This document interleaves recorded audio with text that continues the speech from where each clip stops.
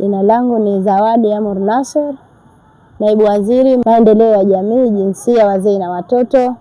Leo hii tupo kwenye ziara zetu za kikazi. Tupo kwenye kituo cha polisi Bububu kuangalia kwenye dawati letu la jinsia, ambapo tumekuja hapa kufuatilia mwenendo wa matukio mbalimbali yaliyoripotiwa ya udhalilishaji kwa wanawake na watoto na masuala mazima ya kijinsia.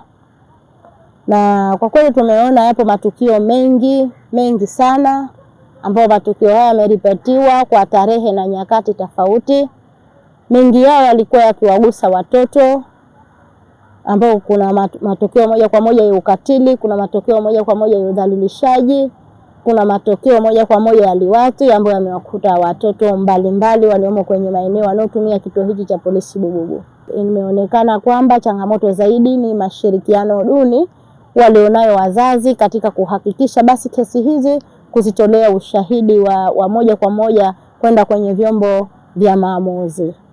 Lakini pia changamoto nyingine zilizojitokeza, hata watuhumiwa wa kesi hizi wapo saiti kwa sababu tu pengine ya masuala ya kisheria, pengine mtuhumiwa baada ya kuchukuliwa dhamana yupo uraiani, lakini changamoto ni kwamba mtuhumia pengine atoa maneno ya jeuri, kiburi, ufedhuli kwa wale ambao kwa wahanga au kwa familia ambao walifanyia yale matukio. Kwa hiyo kwa yote na haya, lengo letu basi ni kuhakikisha tuendalinda jamii yetu, lakini pia tuwatunza watoto wetu, lakini pia tuwasaidia wanawake, kwa sababu tunachoamini kwamba mwanamume yupo kwa kumsimamia mwanamke, lakini na mwanamke yupo kwa ajili ya mwanamume. Sote ni watu ambao tutategemeana. Ipo haja ya kushirikiana kuhakikisha vitendo hivi tutavitokomeza.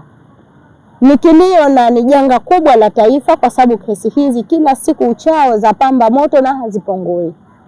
Watoto chini ya umri wa miaka 18 ndio wahanga wakubwa, lakini kilio zaidi ni watoto kuanzia miaka 14 hadi miaka 3. Wameonekana kwamba wapo kwenye mazingira hatarishi kwa sasa, hata kukaa na familia zao.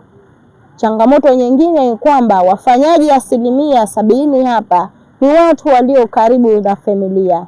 Ni watu ambao aidha jirani, mababa, watuhumiwa wengine ni baba wa kambo, mababu, watuhumiwa majirani, wapangaji wa nyumba. Yaani ni watu wa karibu. Hakikisha mpangaji unayempa nyumba yako kupanga naye ni nani na tabia zake zikoje. Kwa makini kufuatilia utaratibu na maisha mazima ya watoto wako wakati ndani mkiwa mna wageni wapangaji.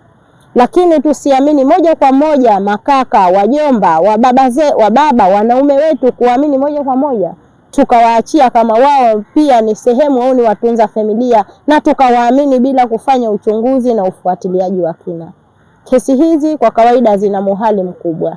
Ni waombe jamii, muhali hautatuletea nafasi. Ni wakati sasa wa kupambana.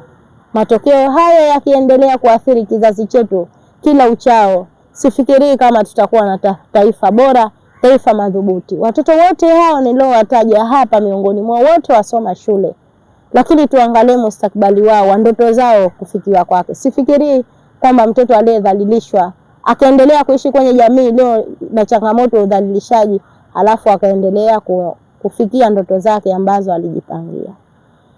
Kwa hiyo wito wangu kwa jamii kuhakikisha tutashirikiana na vyombo vinavyotoa maamuzi kutoa ushahidi, lakini na si kwa kesi zote ambazo wazazi watakuwa wapo tayari na familia itakuwa ipo tayari na muhanga atakuwa yupo tayari kutoa ushahidi. Tupo tayari kuhakikisha tunamsindikiza bega kwa bega, tupo naye mpaka kuhakikisha finali au kuhakikisha mwisho wa jambo lake kufikiwa maamuzi.